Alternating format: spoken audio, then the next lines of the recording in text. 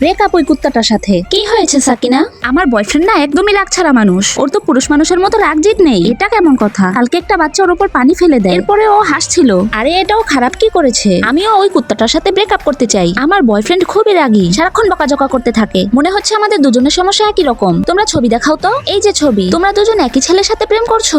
কি? আরে এটা কিভাবে সম্ভব? কিন্তু দুজন তো একই রকম দেখতে। তোমাদের বয়ফ্রেন্ডের নাম কি? ইমরান। সেরেছে। এক কাজ করো, তোমরা দুজনেই ওকে ক্যান্টিনে ডাকো।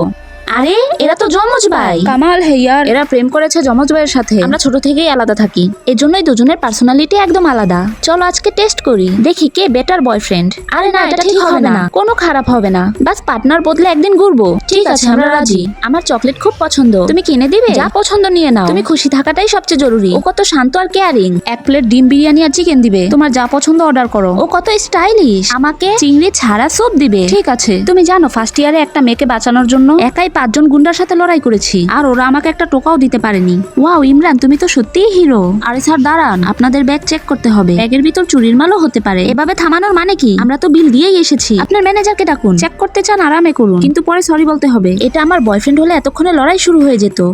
আরে আমার শরীর কেন চুলকাচ্ছে? সরি ম্যাডাম, বলে চিংড়ি মিক্স হয়ে গেছে। তোমাকে বলেছে না ওর চিংড়িতে অ্যালার্জি? তোমার সাহস কি করে হলো এটা করা? আমি ইচ্ছে করে করিনি। তারপরও এর দায়ভার তোমার। ইমরান, আমাকে জলদি হসপিটাল যেতে হবে। দাঁড়াও, আগে ওকে শিক্ষা দিয়ে নেই। হসপিটালে যাওয়ার চাইতে লড়াই করাটা কি বেশি জরুরি? যদি আমার বয়ফ্রেন্ড হতো তাহলে সবার আগে আমাকে হসপিটালে নিয়ে যেত। সত্যি আমি বুঝতে পেরেছি এক একজনের ভালোবাসার প্রকাশ এক এক রকম হয়। তোমার শরীর এখন কেমন? চলো তোমাকে হসপিটালে নিয়ে যাই। আমি এখন ঠিক আছি। সাকিনা সবসময় নিজের খেয়াল রাখবে। আসলে শান্ত ছেলে আমার জন্য বানানোই হয়নি। আমার তো তোমার মতো রাগী ছেলেই পছন্দ।